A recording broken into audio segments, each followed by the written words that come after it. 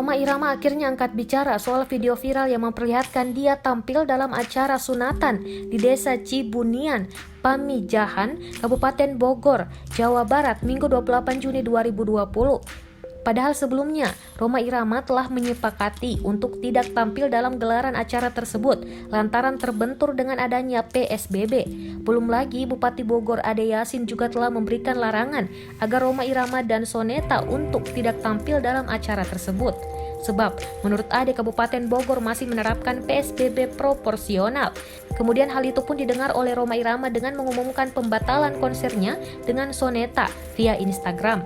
Akan tetapi pada minggu kemarin beredar sebuah video yang memperlihatkan Rhoma Irama bernyanyi tanpa Soneta. Terkait dengan munculnya video tersebut, pelantun begadang itu pun membuat 3 klarifikasi. Kompas.com pun telah merangkumnya sebagai berikut.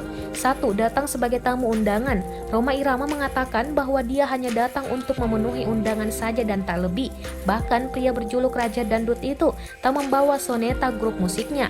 Tetapi Rhoma Irama mengaku bahwa ia melihat beberapa artis ibu kota tampil di acara tersebut.